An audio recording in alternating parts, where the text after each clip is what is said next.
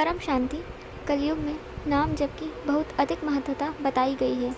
जब हम बुद्धि से किसी को याद करते हैं तो हमारी फ्रीक्वेंसी उससे कनेक्ट हो जाती है, हमारी एनर्जी उसमें जाती है और उसकी एनर्जी हम में आती है। कहने का तात्पर्य है, अधिक जिसको याद करते हैं या पूरे दिन में हमारा ध्यान जहाँ जहाँ गया, हमने जिसके जिसके बारे में सोचा, हमारी आत्मिक शक्ति उसमें गई, यानी हमारी आत्मा से कंटिन्यू एनर्जी वेस्ट हो रही है, हमारी आत्मिक शक्ति लगातार खर्च हो रही है। दो टाइप की फ्रीक्वेंसी समझ सकते हैं, एक लो फ्रीक्वेंसी, एक हाई फ्रीक्वेंसी।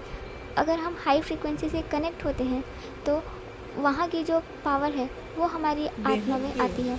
एग्जाम्पल के लिए, जैसे हम इस मृत्यु लोक में हैं और ऊपर के डायमेंशन के बारे में सोच रहे हैं, बुद्धि से वहाँ पे ध्यान लगा हुआ है, जैसे विष्णु के किसी अवतार को याद कर रहे हैं या शिव भगवान को याद कर रहे हैं या निर्गुण निराकार को याद कर रहे हैं, तो हमारी बुद्धि उस डायमेंशन से कनेक्ट हो रही है, विष्णुपुरी, शिवपुरी या परम धाम से कनेक्ट हो रही है और वहाँ की फ्रीक्वेंसी हाई है, वहाँ के वायुमंडल में पावर है, तो वहाँ से पावर हमारी आत्मा में आ रही है केवल याद करने से। ये पहले ऋषि मुनि ध्यान लगाते थे, योग करते थे, परमात्मा को याद करके अपनी आत्मा में शक्ति लेते थे।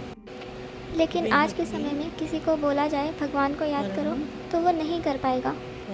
मनुष्य की बुद्धि उसके घर परिवार, संबंध, बिजनेस, नौकरी में ही रहती है, माया में ही रहती है, विकारों में ही रहती है। परमात्मा में ध्यान टिकता ही नहीं, ऑटोमेटिकली बुद्धि माया में ही जाती है। इसलिए कलयुग में नाम जप की महिमा है। हम जितना अधिक नाम जप करेंगे, कंटिन्यू नाम जपते रहेंगे, तो जितनी देर हम नाम जप कर रहे हैं उतने समय तक बुद्धि परमात्मा में है, हमारी फ्रीक्वेंसी परमात्मा की फ्रीक्वेंसी से कनेक्ट हो रही है, तो हमारी आत्मा में परमात्मा से पावर आ रही है। कलयुग में मनुष्य आत्माओं को योग करने में, ध्यान करने में दिक्कत होती है, परमात्मा में ध्यान नहीं टिकता, इसलिए नाम जप की महिमा है। नाम जप उनके लिए सरलतम मार्ग है परमात्मा से जुड़ने का। धन्यवाद। परम शांति, परम ज्ञान दादाजी से। महाशांति